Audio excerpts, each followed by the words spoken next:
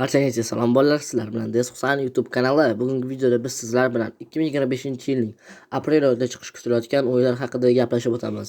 Videoni boshlashdan oldin kanalga obuna va like tugmalarini bosib qo'yishni unutmang. Qani bo'lmasam biz video rolikini boshladik. Ikkinchi kunda bizga Croc Legend of Goblins o'yini taqdim etiladi. Bu o'yinning birinchi relizi 1998-yil PlayStation 1 uchun moslab chiqarilgan edi, lekin bu o'yin bizga 2-aprel kuni kompyuter uchun remaster bo'lib chiqadi va bu o'yinni kutayotganlar ancha.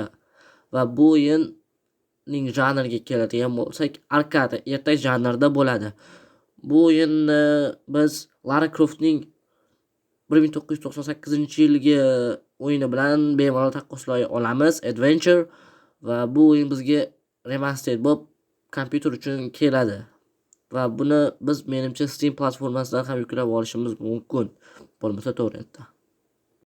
O'yin Steel Hunters o'yini. Bu o'yin fantastika va shooter hamda action janrlariga kiradi va bu o'yin 2-aprel kuni ommaga taqdim etiladi. Albatta bu kompyuter foydalanuvchilari uchun va o'yinning talablari ham tayyor turibdi. Xo'sh, o'yin talablari bilan minimal talablardan boshlaymiz. 64 bit kompyuter bo'lishi kerak. Windows 10 64 bit. Aytdim buni. Prosessor Intel Core i5 8400 yoki AMD Ryzen 5 2600. Operativkaga keladigan bo'lsak, 16 GB operativka. Video karta esa GeForce RTX 2060 AMD TM Vega 64 bo'lishi kerak ekan. DirectX versiya 12 buni o'yin uстановка qilayotganda o'ynatib olsa bo'ladi. Va bizda 32 GB bo'sh joy kompyuterimizda bo'lishi kerak ekan va endi o'yinning baland grafika, ya'ni rekomendovniy talablariga o'tamiz. Xo'p, 64 bit Windows 10 64 bit oxirgi servis pak bo'lishi kerak ekan. Prosessor Intel Core i5 9600 yoki AMD Ryzen 5 3600. Operativka 16 GB azub yetadi.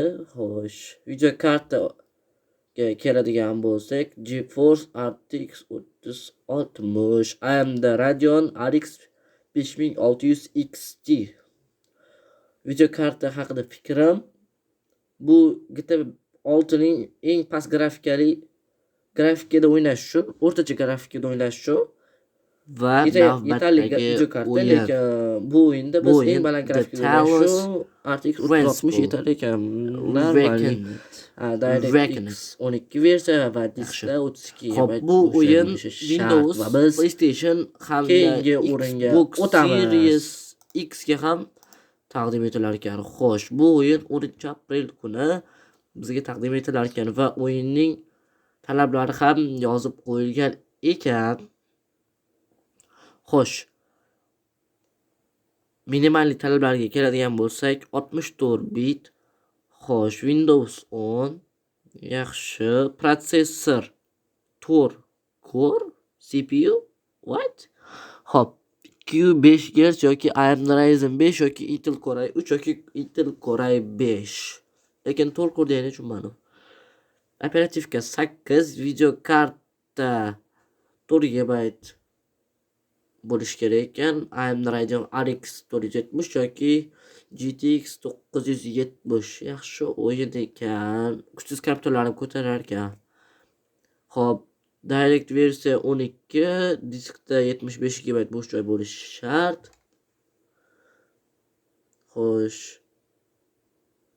Xo'p, bu o'yinda haqida yozib qo'yibdi. Bu o'yin HDD ga tushmas ekan, faqat SSD ga tushar ekan kompyuterda.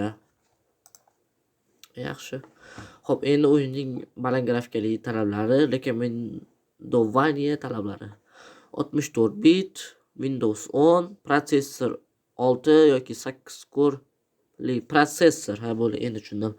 3 GHz, AMD Ryzen 7 yoki Intel Core i5 yoki 7. Xo'sh, yaxshi. Operativniy pamyat 16 GB azov bo'lishi kerak, video karta 8 GB dan yuqori. Radeon RX 6800 yoki GeForce RTX 3070 bo'lishi kerak ekan. Xo'p, DirectX 12, diskda 75 GB bo'sh joy bo'lishi kerak. Bu o'yin haqida qisqacha gapim. Bu o'yin